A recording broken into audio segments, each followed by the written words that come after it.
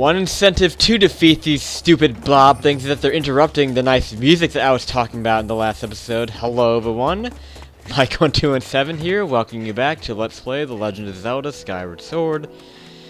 And we have just entered the Lanayru Sand Sea. This is the new section of the Lanayru region that we need to explore to eventually find the next dungeon.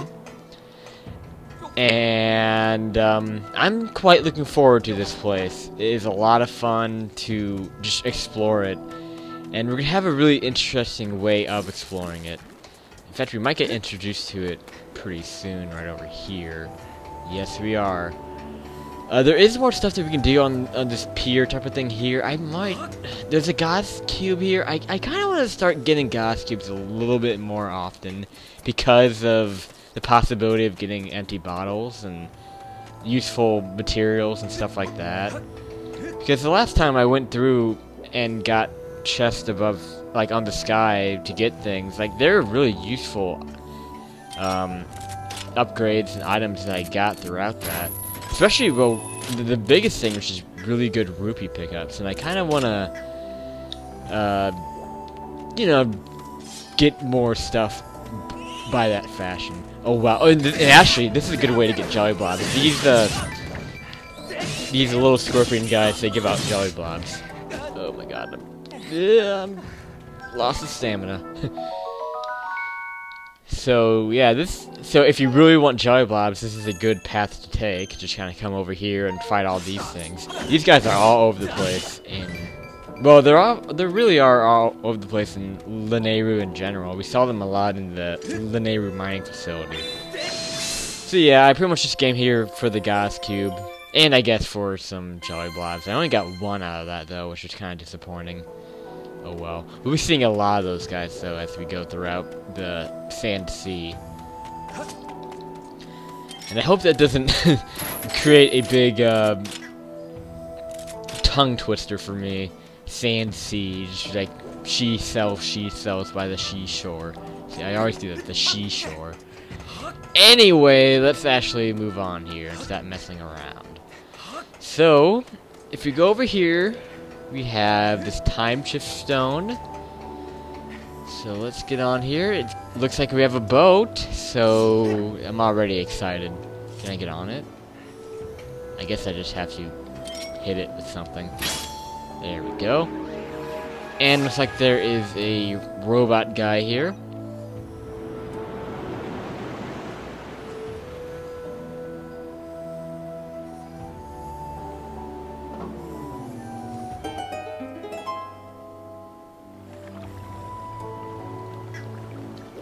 And let's talk to this guy. It looks like we've unlocked a boat that we can use to explore the Sand Sea. But first, let's talk to this guy, a proud skipper. What's this guy's name? I don't know. He should have a name. Maybe he probably just said it in the text and I completely just was zoned out and didn't read it. Oh my god. So he's bringing up more about pirates. This is kind of like the pirate-themed part of the game, which is another reason why this is so awesome. We basically get this big history about these pirates that terrorize their land and their sea, and so we'll learn a little bit more about that as we go.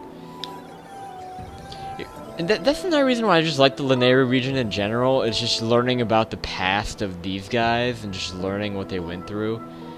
It kind of gives you more of an incentive to explore it. Like, you know, you have your own quest to do, but you also have, like, their problems to solve. And, I don't know, it's just kind of cool. And these guys, it just seems like I feel better about helping them than I do about other characters in this game.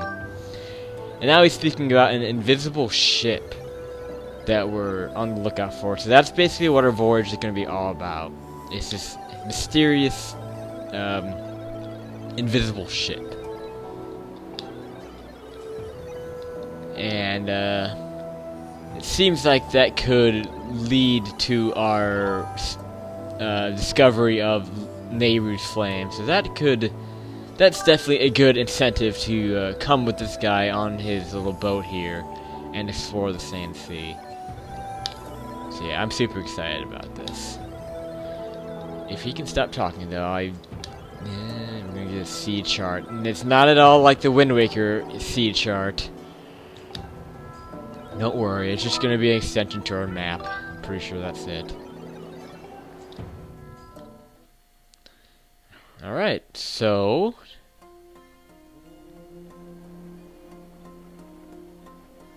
now we are actually on the boat, and this will introduce a new mechanic that is exclusive to this area. The boat navigating mechanic. And really, come on, blah blah blah, X marks the spot. So we want to go over there, so that's very good. Let's put a beacon right there. And you will definitely need to use your beacons here because this place is really wide open. And you can this is a really easy place to get lost in because let's see, how do you do? Oh, actually, I don't know how to do this. Okay, never mind. You don't have to hold a button to use the boat. So yeah, I mean, you control with the control stick. You can hold B to ready your cannons, so you can shoot out cannons like that. So that's very nice. We'll be able to use that at certain points throughout the sea to attack enemies and stuff like that. You can hold down A to do kind of like a dash, so you can see it also has like a little stamina meter on it. So it really just controls like Link on foot. You can't get out of the boat and swim. You're stuck in the boat, so you can't like explore underneath the water. Which would be pretty. That would be pretty cool to like see what's underneath the water and see if you can find any chests under there. But then again, this game doesn't have iron boots, so you can't really walk under there. But yeah, this is pretty cool.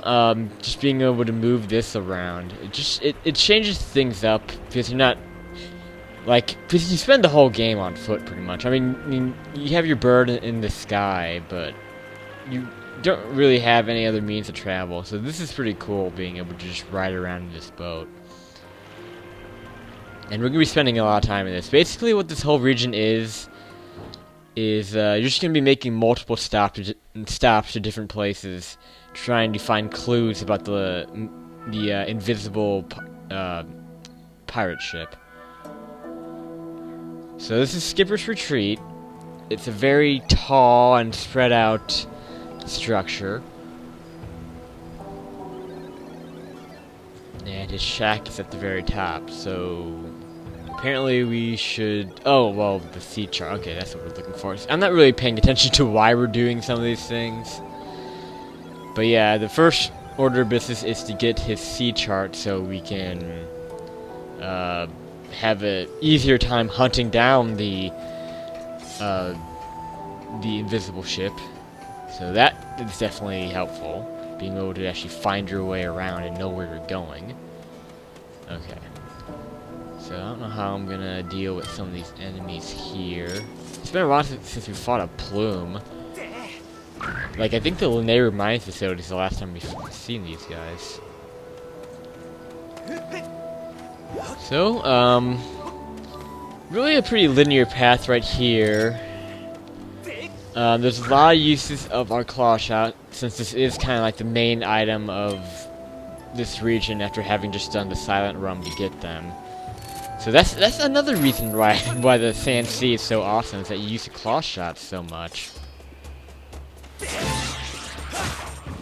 I think I might have fixed my motion problems for the most part with the controls. I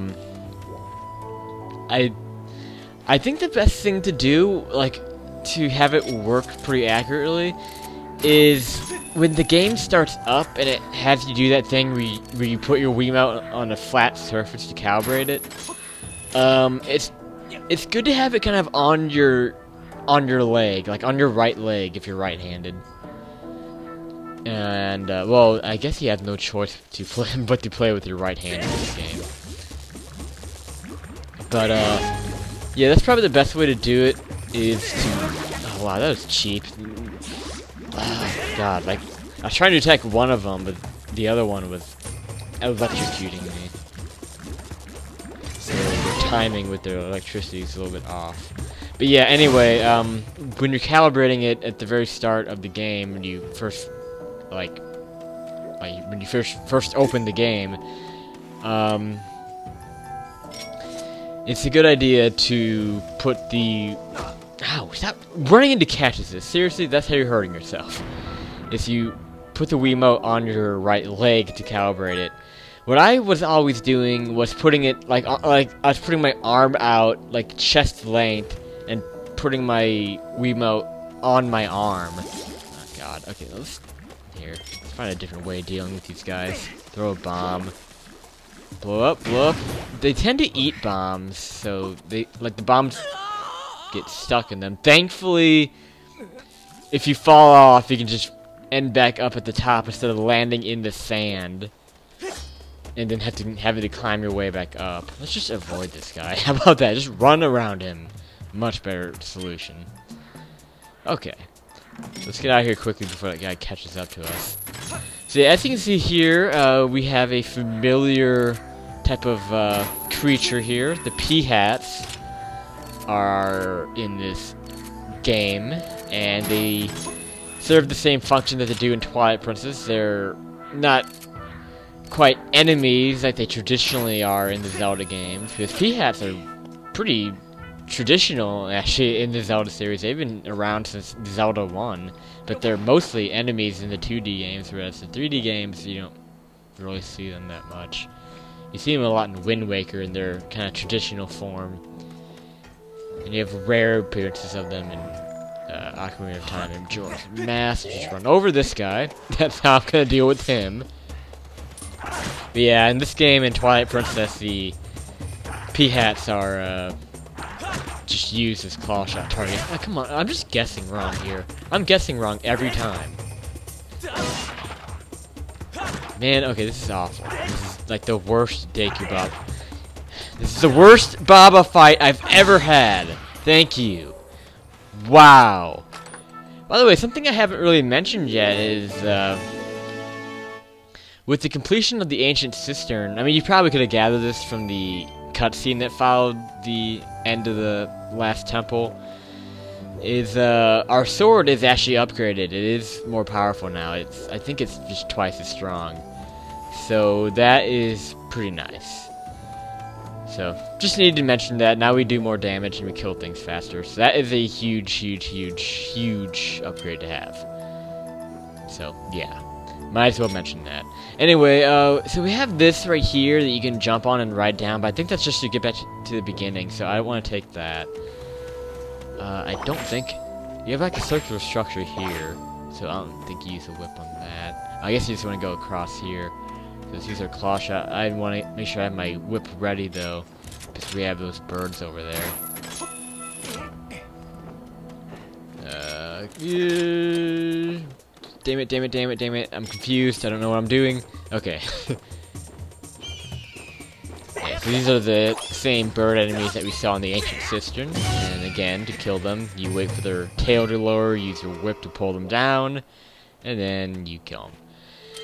So right over here, we have this plant right in here. You can lock onto it, and you can use your whip, pull it out, and it will actually make a Peahat sprout that you can use to claw shot onto.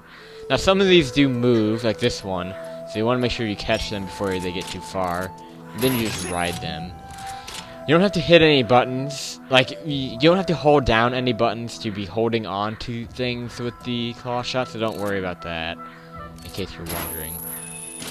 Okay, let's grab that. He's not moving anywhere else. Okay, my phone's ringing. I'm gonna need to answer that. So I will be right back. Okay, sorry about that. I had a phone call that I had to take, definitely. So anyway, we're just continuing on. There's really not much to explain. That's kind of just the cool thing about this game in general, though, is that a lot of the gameplay is just exploring. It's not really...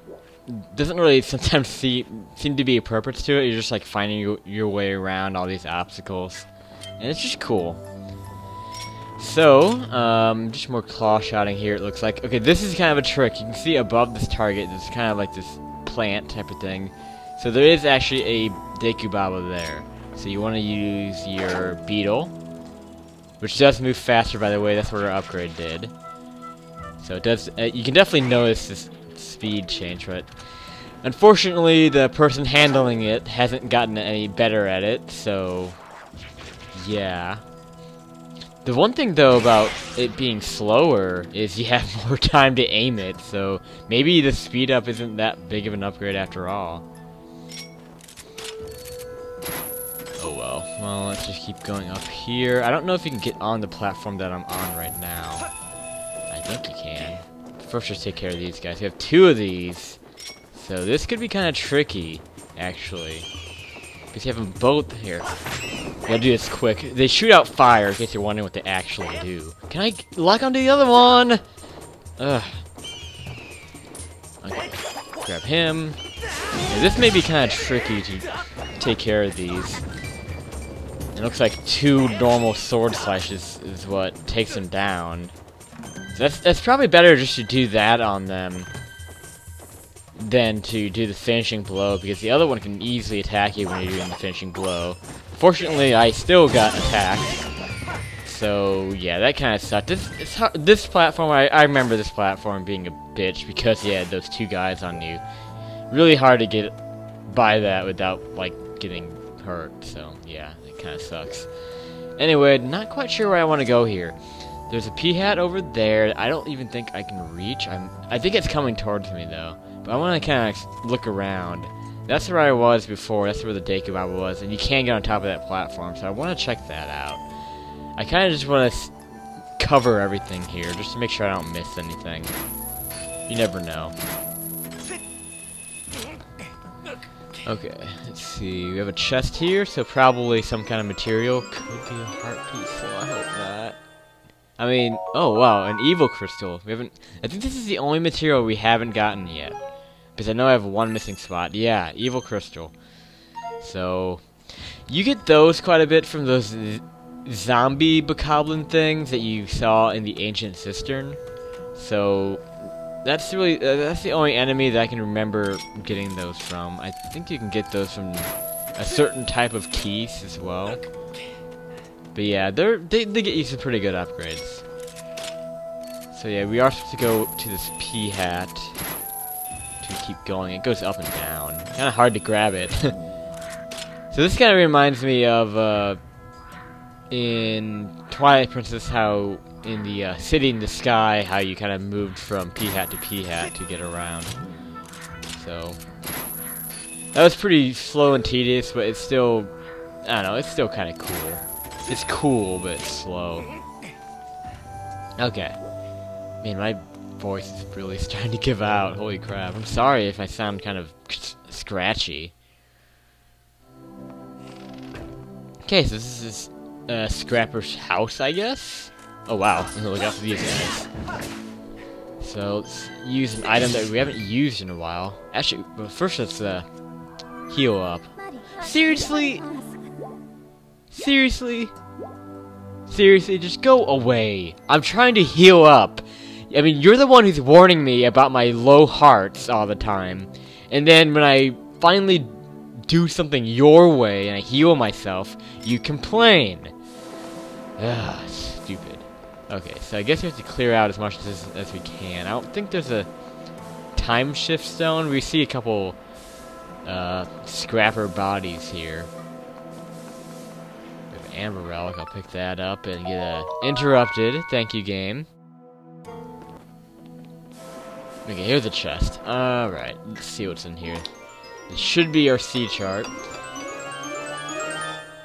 It's really the only time in the game that you get a map outside the dungeon, and it's not the same, like, animation as the dungeon maps, and it's also rolled up, too, so... But it's basically just a map extension, from what I remember. It might be more, though. There might be more to it, actually. And as you can see here, there are pictures of this ship that we're after, and you can see all the pirates on that picture. So pretty cool, pretty cool. I don't want to talk to you. I never want to talk to you. Okay, so I think I'm about ready to end this episode. I don't think there's really much to climbing back down this. You just pretty much I mean, you can't jump off, because if you jump off, you just, like, it's just like falling down a pit. We learned that earlier. So, you do have to kind of find your way back down. Actually, no, you can dive down. There's a God's Cube on the way down. I'm just gonna go ahead and do this before I end the episode. Or should I? No, you know what? Yeah, I'm gonna leave you in suspense and make you wait for the awesome dive off of this really high spot and see where I end up from that dive at the beginning of the next episode of Let's Play The Legend of Zelda Skyward Sword. Thank you guys so much for watching. This has been Michael217, and I will see you next time.